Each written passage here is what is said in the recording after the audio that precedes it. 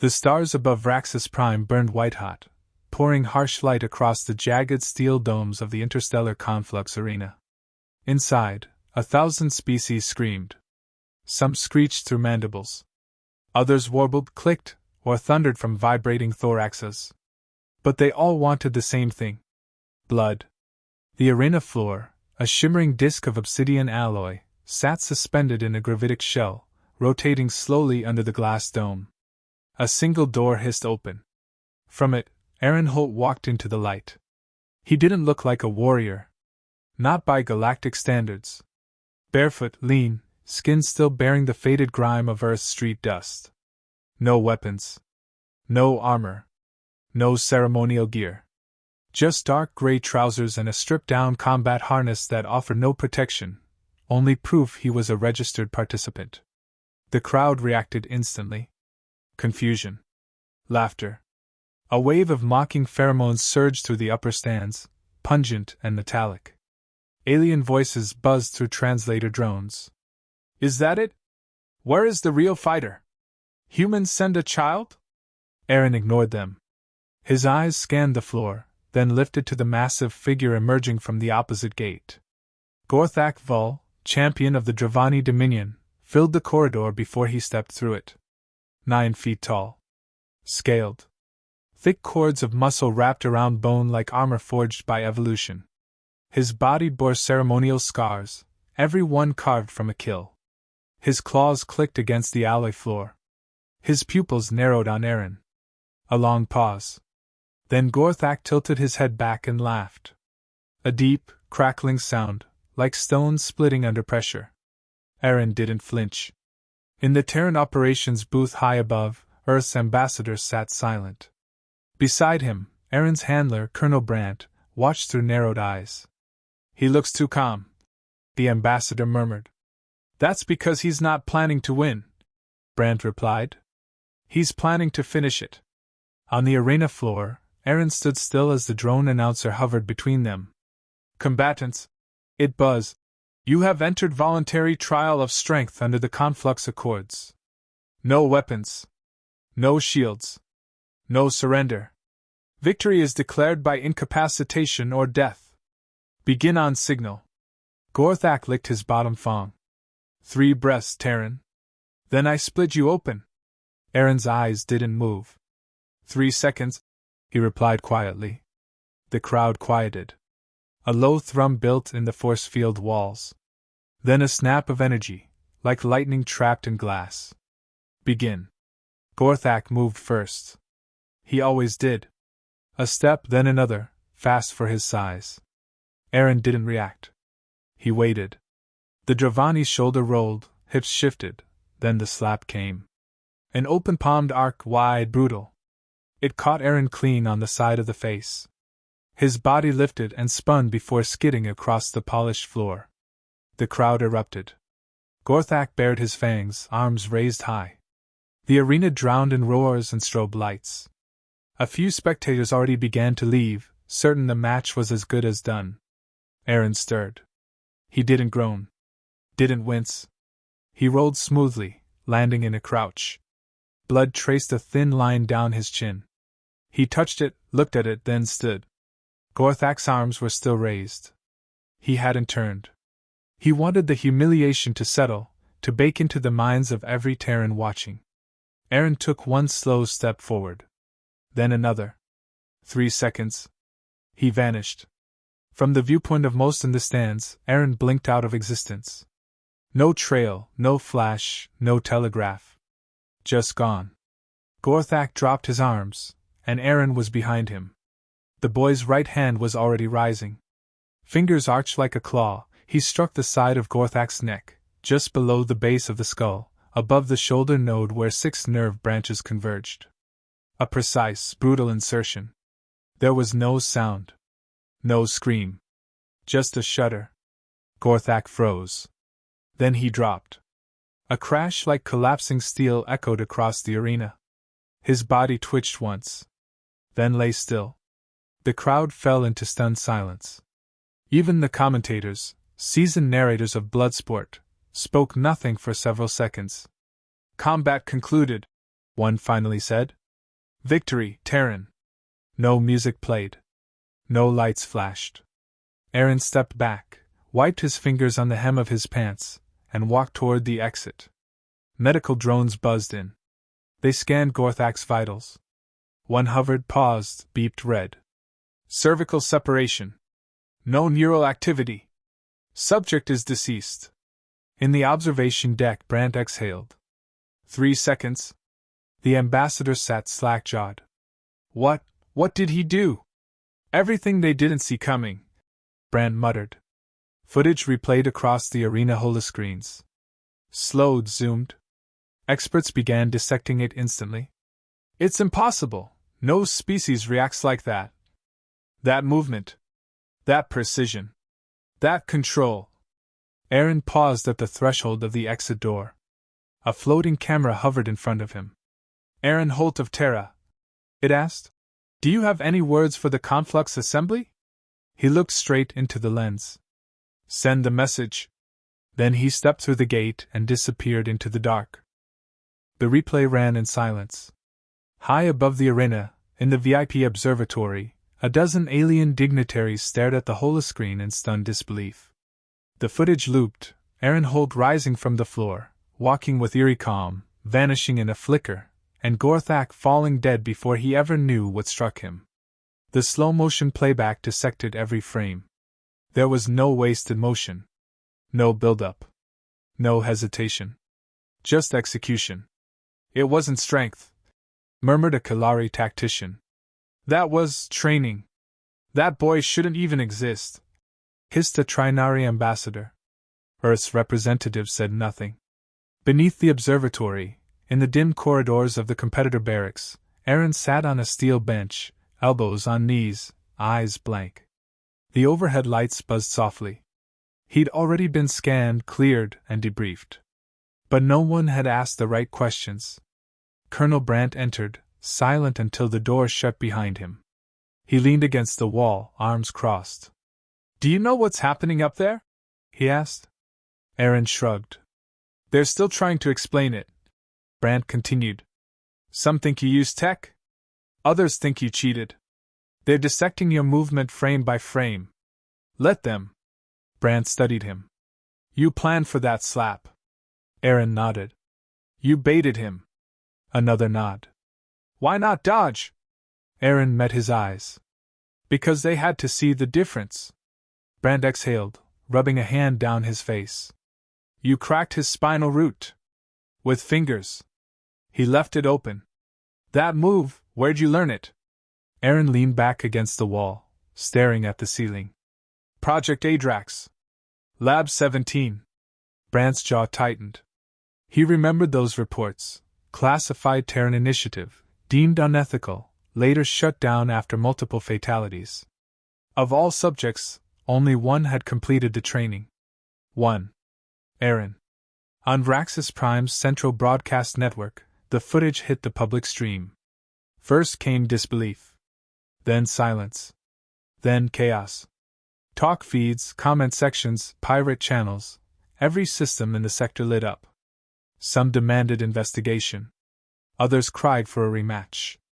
But a growing number watched the replay and said nothing. Because they understood. Gorthak hadn't been beaten. He'd been outclassed. The scene looped again.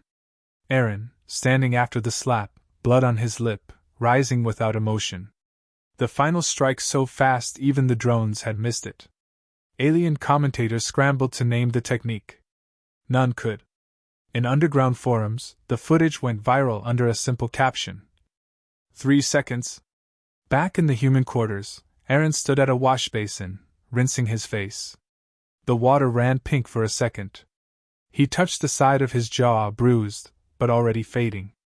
The mirror showed a young man, scarred cheek, tired eyes, but calm. Cold. A small voice crackled through the calm above. We've been called to a council. Immediate review. He dried his face and walked out.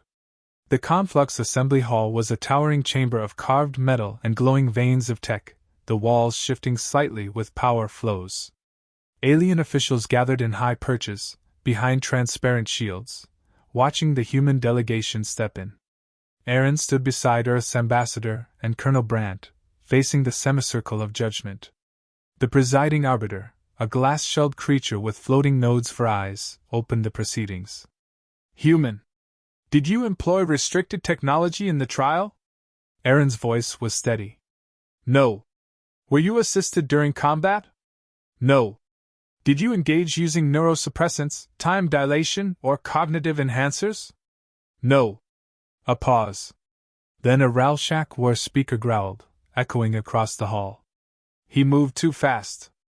No baseline species reacts like that. Brandt stepped forward. Humans don't evolve in straight lines. You trained your champions from perfection. We trained ours from desperation. Murmurs rippled through the chamber.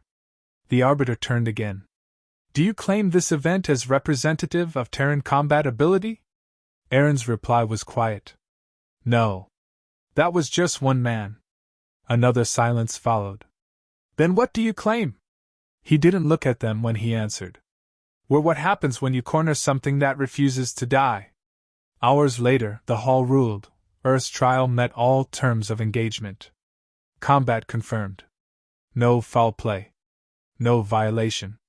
Victory accepted. The Dravani delegation stormed out, their banners dimmed. Vraxis Prime's newsfeed exploded with the headline. Human victor granted full trial recognition. Subtext: Earth gains place at the Conflux Pact negotiation table. The warcasts were watching now. In orbit, on the Terran diplomatic ship Aegis Dawn, Aaron stood alone on the observation deck, staring into the starfield. His reflection stared back, just a silhouette against burning light. Brandt entered, slow, holding a data slate. They're calling it the most efficient kill in Conflux history. Fastest, too. Aaron didn't react. Some say you're a fluke. That we sent a weapon, not a man. Let them believe that. Aaron murmured. Brandt waited. Do you feel anything? Aaron's lips twitched, just slightly. I didn't fight to feel better. I fought so they'd stop seeing us as soft. Brandt stepped beside him. It worked. No, Aaron said. It started. Across the stars, alien commanders replayed the match in war rooms. They analyzed body mechanics, mapped his muscle contractions, compared neural speed to baseline species. None of it made sense. One strategist spoke softly to his peer. It's not just what he did. It's that he chose that moment. He knew exactly when Gorthak would expose himself. Instinct? No. Something worse. They rewound the footage again. 3 seconds. From submission to domination. The war drums had stopped. On Vraxis Prime, where thunderous cheers once rattled the arena domes, now only whispers passed through corridors. The air tasted different, heavier, aware. No one could quite name the shift, but everyone felt it. Gorthak was gone. Not just defeated, eliminated. And the galaxy, for the first time in centuries, had no idea what to make of a Terran. Inside the central diplomacy chamber, a vote was cast. By dusk cycle, it was unanimous. Earth was granted provisional status within the Conflux Defense Pact. Access to neutral trade. A presence at the diplomatic table. Observer rights in future military forums. It wasn't full membership, but it was the door cracked open. The footage of the match, now officially archived under Incident 7439A. Human precision kill, was sealed and simultaneously leaked across 3 systems within hours. By then, it had already been watched 7.1 billion times. Aaron said nothing about it. He sat in a quiet room aboard the Aegis Dawn, facing the ship's reinforced viewport, watching stars drift like dust across dark glass. Behind him, a gentle hum, life support systems working overtime to recalibrate for his metabolic demands. He hadn't eaten. Hadn't spoken since the ruling. The door hissed open. Colonel Brandt entered, slower than usual. He dropped a data pad on the table beside Aaron and stood there a moment before speaking. You're a headline now. Aaron didn't turn. They're calling you Holt the Spectre. Some say you used ancient Terran mind weapons. One feed claims you phase shifted through space. Aaron's eyes stayed fixed on the stars. Anything useful? Brant nodded once. We've been invited to submit observers to the next round of war games. 10 systems. First time humanity's ever been allowed to attend. Still no response. They're not laughing anymore. Good, Aaron said softly. Brant studied him. There was no pride in the boy's voice. No satisfaction. Just the same unshakable calm that unnerved diplomats and warlords alike. You planning to stay quiet forever? Words didn't earn us a seat, Aaron said. Let them listen to silence for once. Far across the station, in a dark chamber filled with floating holo-displays, a group of Dravani officers replayed Gorthak's last seconds in silence. Again. And again. He didn't just strike, said one. He predicted. Every detail. Every weight shift. We engineered Gorthak for perfect instinct. That was the mistake, another growled.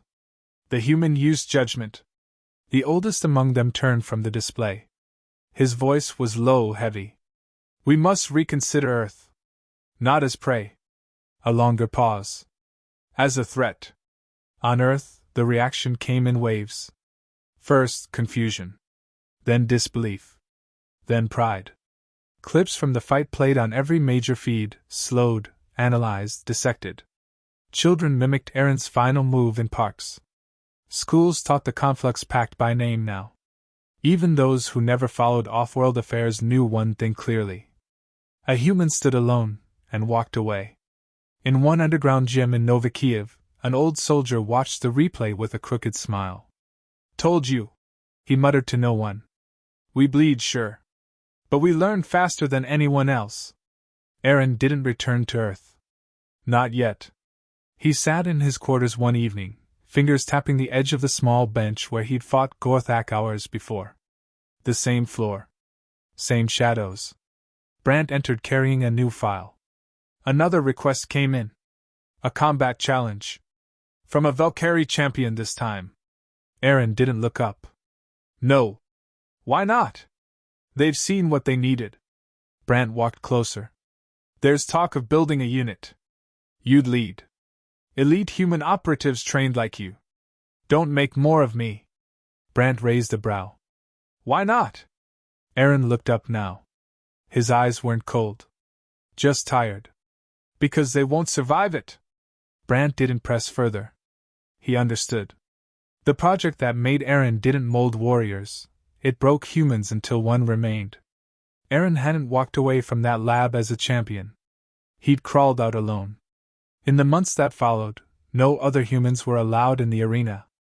Not by law, by fear. Some arenas explicitly banned Terran entries. Others simply suspended invitations indefinitely. The same commentators who'd mocked Aaron now spoke his name with caution, reverence, or both. Strategists rewrote their simulations. Alien war academies created new tactical doctrines under one header. Adaptive unpredictability, the Terran problem. In a war room on a moon in the Calyx cluster, a hollow officer replayed Aaron's strike for a panel of cadets. Remember this, she said. He waited to be hit. He wanted it. Used pain as timing. That's not just combat. That's psychology. You won't see that in a clone born. They watched the 3-second window again. The kill. The walk away. Aaron stood once more at the edge of the viewport. The ship rotated slowly, casting long shadows across the deck. Brant joined him, silent for a while. You never told me why you volunteered. Aaron's eyes didn't move. Earth needed someone. But why you? A long pause. Because I could end it. Brant nodded slowly. You did. Aaron turned now, gaze steady. No. I started it. Brant didn't ask what it was. He already knew. The change. The slow shift in how the galaxy saw them. It wouldn't come through treaties or speeches.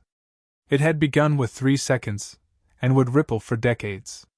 Somewhere in the galaxy, deep within a hidden lab, a warlord tapped a claw against a star map. The Terran vector glowed. Find another one, he growled to the geneticists nearby. Another Holt? No. Find all of them. Back aboard the Aegis Dawn, Aaron walked alone through the lower decks, hands in pockets, boots echoing on steel. He paused near a storage hatch, stared at the sealed door.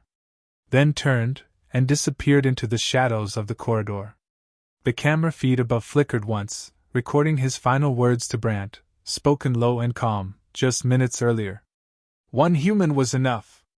Next time, they'll face all of us."